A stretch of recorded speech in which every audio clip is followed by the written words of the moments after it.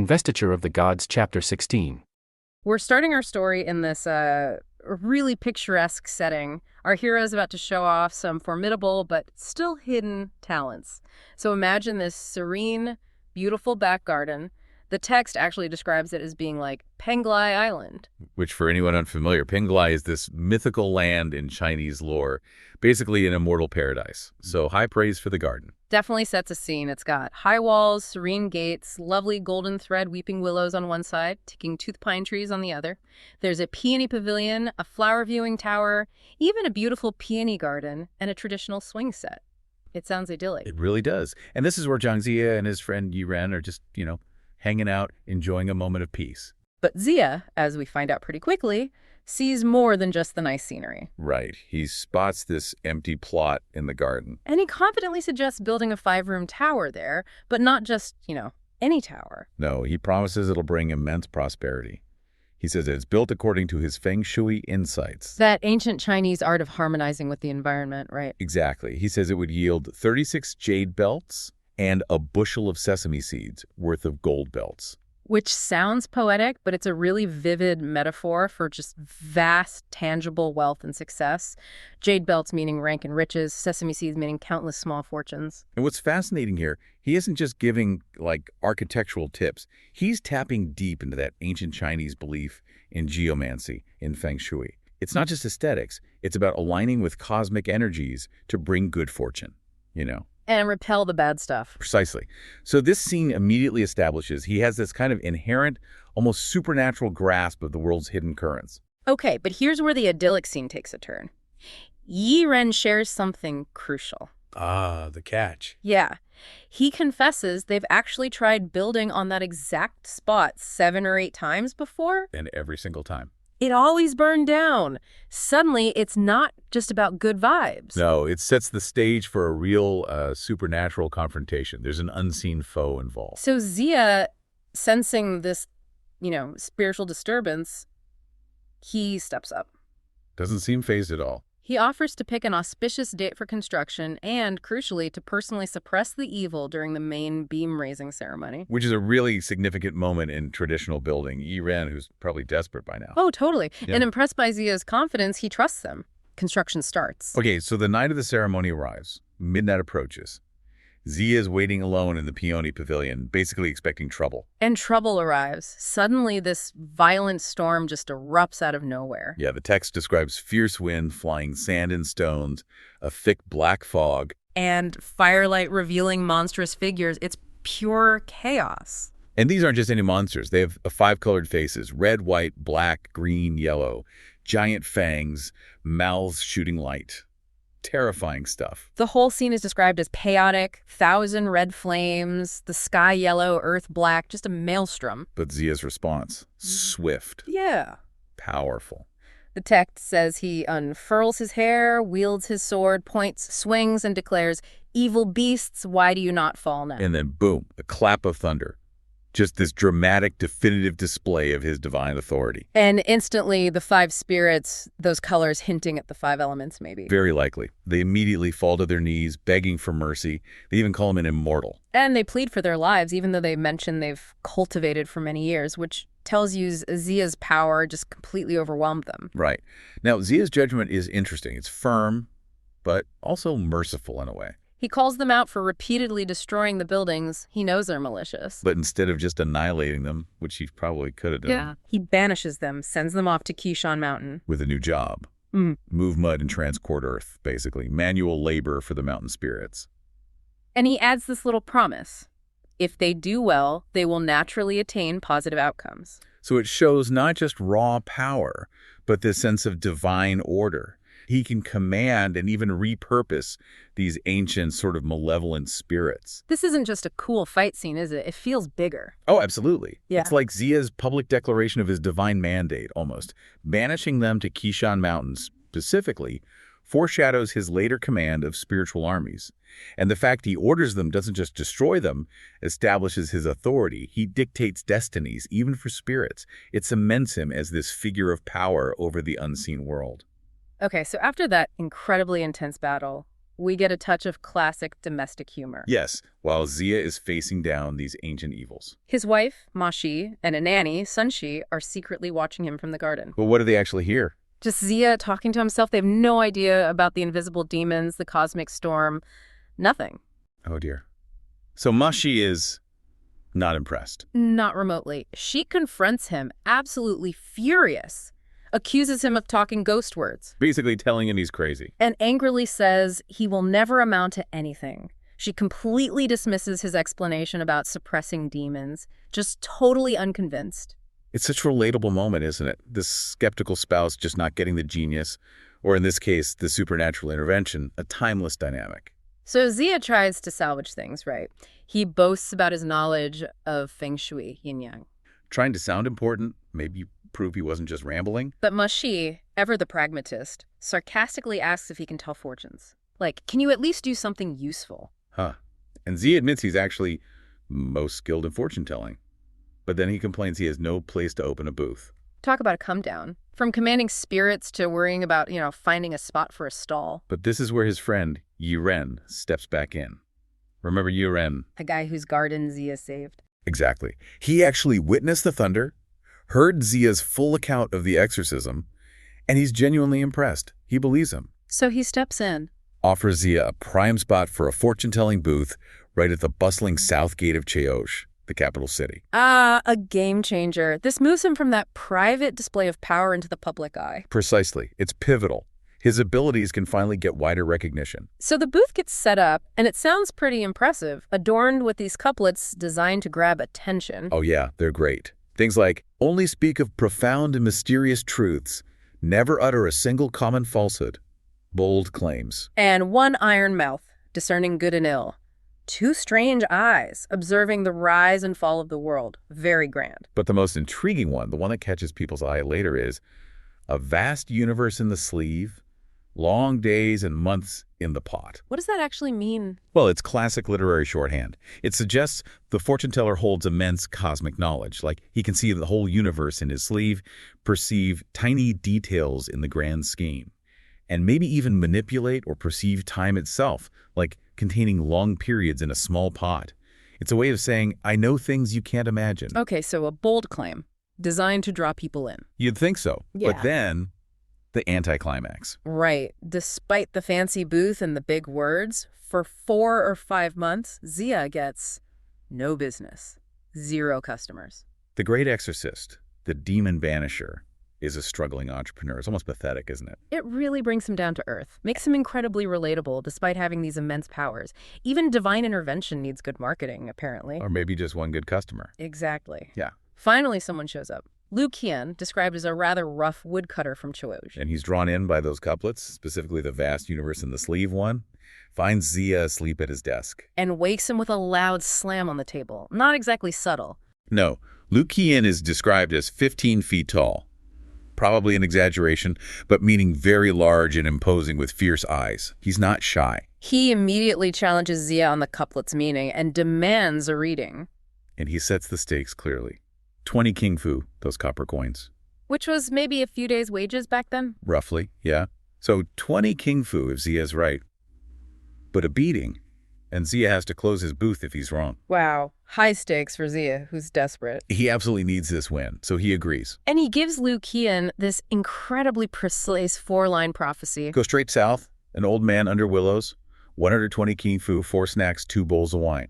Just like that. Specifics. And Ziya insists, follow the instructions exactly. Precision is key. Lu Qian is, understandably, pre-skeptical. Says he sold firewood for 20 years, never got a deal like that, but he does it. He goes straight south, finds the old man under the willows. The man calls for firewood. Lu Qian, still testing, asks for 100 king fu. That's 20 less than predicted, remember? Right. The old man buys it, likes how neat Lu Qian is. He even sweeps up leaves and mentions it's his son's wedding day. Then a child brings out 4 snacks and pot of wine with 1 bowl. Yeah. Exactly 4 snacks. And Lu Qian, still testing, pours the wine 1 bowl full, 1 shallow, but they magically end up equal. The details are just astonishingly accurate. It really makes you pause, doesn't it? Yeah. How does Ziya know this? Down to the number of snacks, the exact money, even the weird wine pouring thing. It's not just a good guess. No way. Yeah. This is clearly meant to be seen as genuine prophetic insight. It cements his powers in this tangible, undeniable way for the very skeptical woodcutter.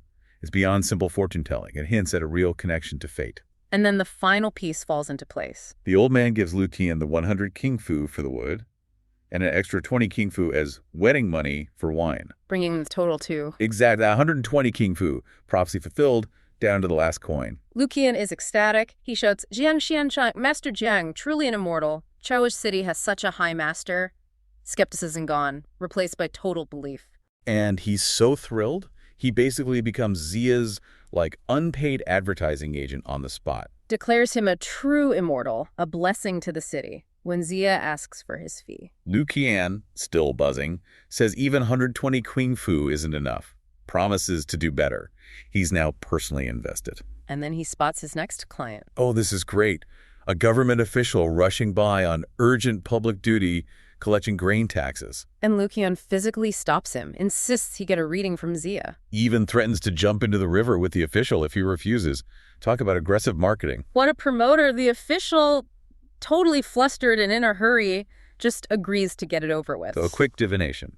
And Ziya's prediction is, again, incredibly specific. This hexagram meets Jen. No need to ask about grain taxes. You've been waiting for a long time. 103 ingots. Right. Jin being an I Ching trigram, maybe suggesting stillness or obstruction, leading to this specific outcome.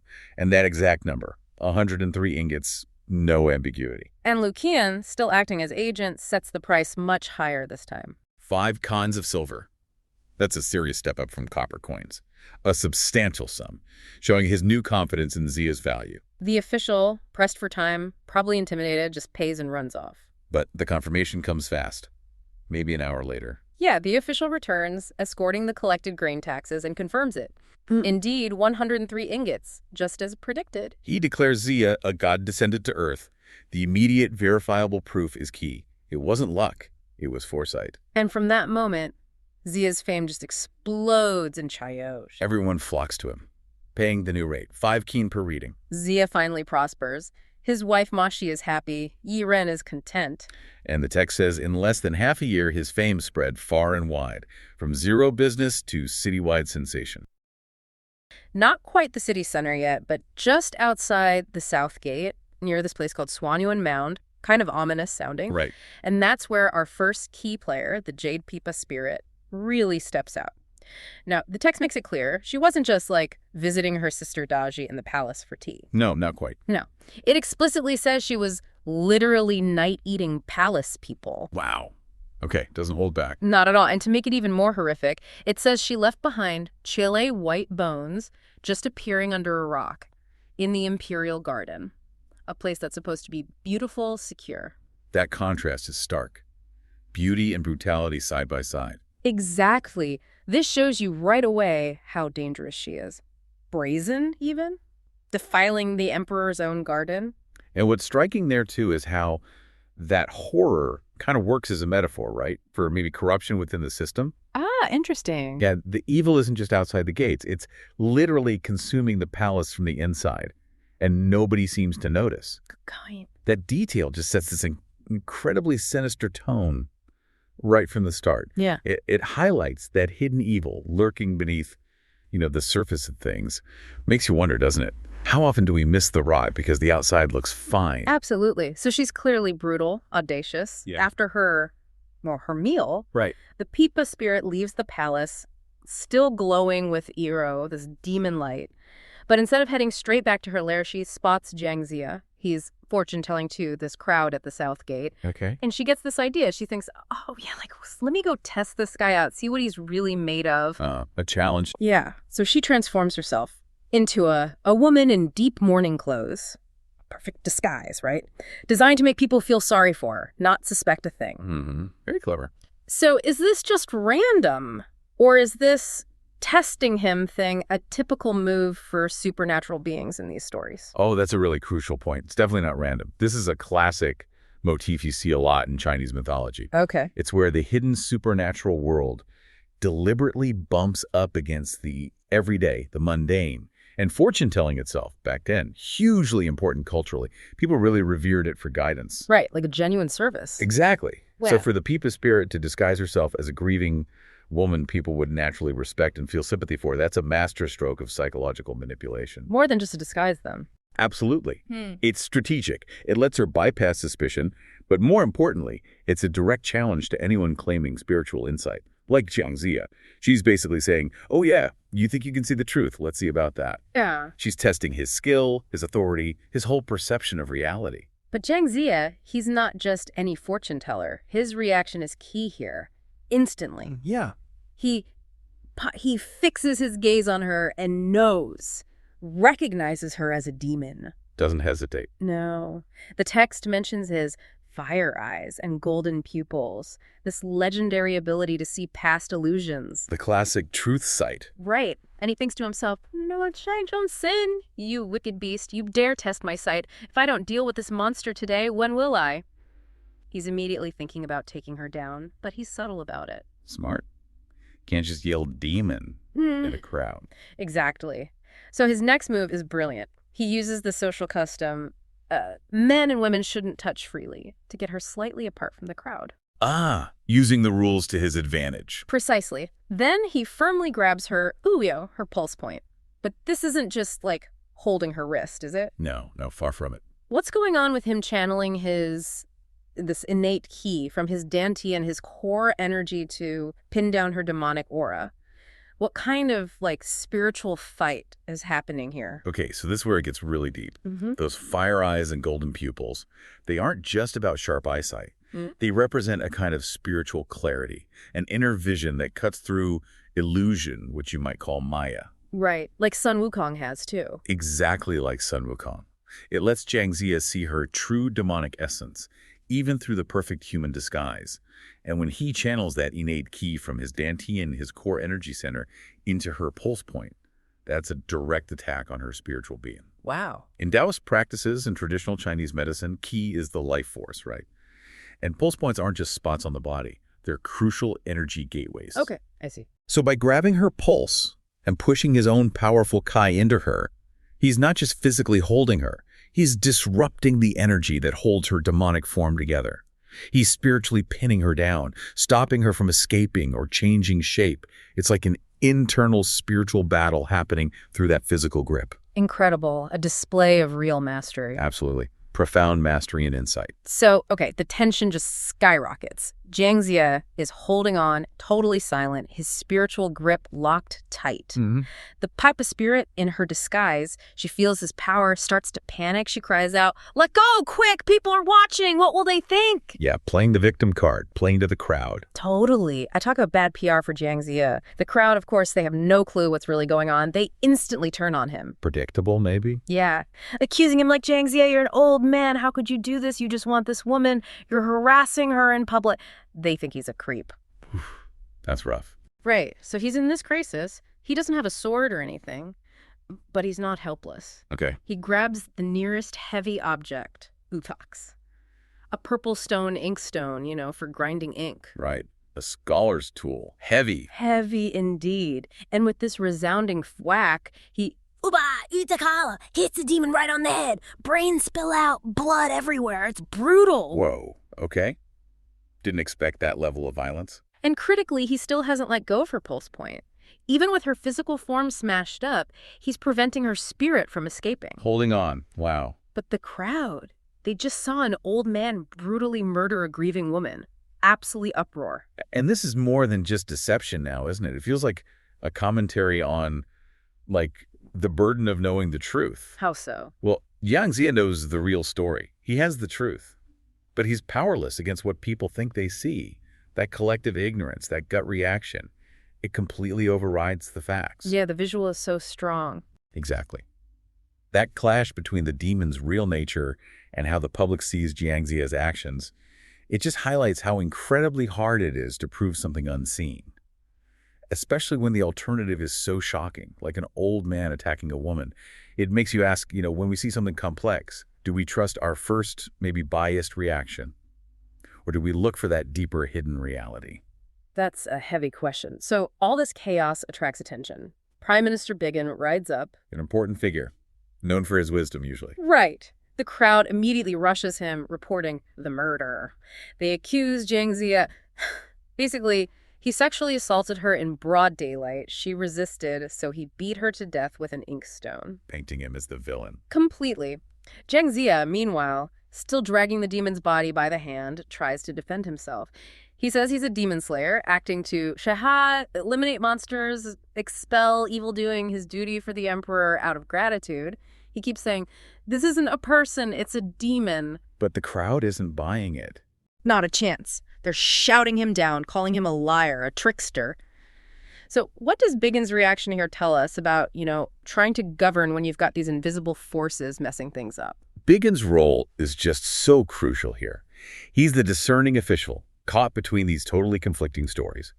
He's facing churl public opinion that's all over the place, hard to reconcile, everyone shouting, demanding instant justice. Right. The pressure must be immense. Exactly. But his decision not to just go with the crowd, not to make a snap judgment, and instead to take the whole mess to King Zhu, that shows the weight of the situation. He recognizes it's complex. So he doesn't just dismiss Jiang Ziya. No. It shows the challenge of proving these invisible threats in a very visible human court. Think about it. Jiang Ziya is still holding onto that demon's pulse even after striking her down. That's weird, right? That one persistent, unusual detail is the only physical clue supporting his wild story. And Bigin, being wise, likely picks up on that strangeness. It signals there's more going on than meets the eye. He understands that a good leader or a good advisor doesn't just listen to the loudest voices in the room. Makes sense. So the scene shifts. We're up in the Zexing Tower now. Bigin reports the whole incident to King Zhou. Okay, bringing it to the highest authority. And this is where it gets really complicated, because Daji is there, and she overhears Bigin's report. Daji, the real internal threat. Exactly. And her inner thoughts, the text tells us, reveal everything. She thinks, Sister, you should have just gone back to your lair. Why were you messing with fortune-telling? Now this awful man has killed you. I will get revenge for you. So, confirmation, the Pipa spirit is her demonic sister. Yep. And then she does something incredibly sneaky. She subtly suggests to King Zhou that she can figure out the truth. She just needs to examine the woman herself. It's a total trap for Jiang Ziya. Of course it is. Classic Daji. So her intervention, it's not just about saving her sister, right? It's more about tightening her grip on King Zhu, using his trust against the people actually trying to protect the kingdom. How does this enemy within thing raise the stakes for the whole story? Oh, massively. Yeah. That's precisely it. Daji's manipulation is central to the whole epic, and this scene is a perfect example of her cunning. Yeah. Her suggestions seem so innocent, so helpful to the king. Let me take a look. But it's a cold, calculated move. She wants to save her sister, sure, but maybe even more. She wants to discredit Jiang Ziya, or even get him punished, because he represents a force that could expose her. Right. He's a threat to her position. Exactly. It just highlights how these hidden demonic forces are working inside the court, corrupting everything. This internal enemy thing fundamentally compromises the kingdom's leadership. King Zhu becomes a puppet. He's vulnerable. Yeah, you can see that. It really raises that critical question about how easily power gets swayed by hidden agendas, by personal connections, and how often the really dangerous forces aren't storming the gates from outside, but eating away at things from within. Much harder to root out. True. So King Zhu, totally swayed by Daji, orders Jiang Ziya, bring the woman up here. And Jiang Ziya does, still holding on. Still holding her hand very cautiously as he brings the body up to the tower.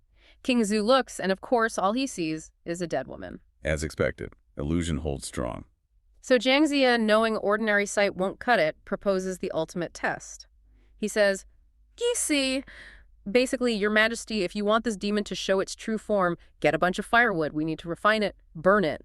Then its original form will appear." Refine it. Interesting word choice, not just burn. Right. So the king orders the firewood, but before Jiang Ziya lets go of that crucial grip, he uses Deski talismans, or seals. Magical seals.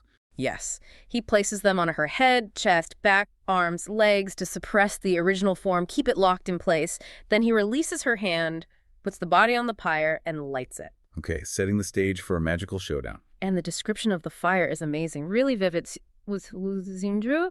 It talks about thick smoke covering the land, black mist locking the horizon, raging fire needing wind to take shape. Poetic, powerful imagery. Yeah, red fire giving off red mist. Wind is the fire's master. Fire is the wind's commander. They help each other become deadly, blazing up to heaven, cracking open the earth. It's intense. So can you explain this refining a demon concept and the power of these talismans, especially with that kind of fiery description? Absolutely. This mix of ritual magic and just raw elemental power is fascinating. And it's really significant here. Refining or burning a demon isn't just about destruction. Right, the word refine. Exactly. It's a common theme in Taoist-influenced stories. The idea is that a demon's true essence, its spiritual core, can only be revealed through purification or like extreme alchemical heat, something far beyond just burning a physical body. Okay. And the talismans, the seals, they're crucial. They aren't just paper. They're channels for spiritual power. Ziya uses them to lock the demon spirit into that form, to stop it from escaping or reanimating, even in death. Got it. Holds it there for the fire. Precisely. And that poetic description of the fire and wind, it's not just fancy writing. It suggests they're interconnected, almost like living forces working together. Like a team. Yeah. Wind fuels fire. Fire directs wind. It signifies this isn't just a bonfire. It's a powerful, almost alchemical process designed to break down the demon's spiritual defenses. Okay, so the fire burns, and now for the really shocking part, the big surprise. After, that's 2 shij, which is like a full 4 hours in ancient Chinese time. 4 hours. That's a long time to burn. A very long time. After 4 hours of this intense inferno, the demon's body wasn't even slightly charred. Nothing. What, 4 hours of intense fire and Yeah. nothing? Nothing at all. Ordinary fire, no matter how fierce, had zero effect. Wow. Okay, that changes things. You bet. King Zhu and Biggin. Now they are truly amazed, totally convinced something weird is going on. Biggin asks Ziya, basically, what kind of demon is this that can withstand that? Yeah, good question. And Ziya's response is just calm, confident. Making this demon show its true form, that's not difficult. Oh, after 4 hours of failure, he says it's not difficult. Yep. He then proposes taking it up a notch, a higher level of power, something way beyond regular flames. He says they need samadhi true fire. Samadhi true fire, okay. So the fact that normal fire did nothing, that really underlines how powerful this Pipa spirit is, right? But what exactly is samadhi true fire? And what does needing it tell us about her resilience and about Ziya's own abilities? Right. Her resistance to 4 hours of intense ordinary fire absolutely elevates her. She's not just some common monster. She has this deep, almost spiritual resilience. It's like a spiritual shield. Exactly. It suggests her demonic nature is protected at a profound level. And that's where Samadhi true fire comes in. This isn't just hotter fire. It's a completely different kind of energy. How so? In Taoist and Buddhist traditions, Samadhi fire is often described as a fire born from intense inner cultivation, from meditation and spiritual practice. It's a fire that purifies, transforms.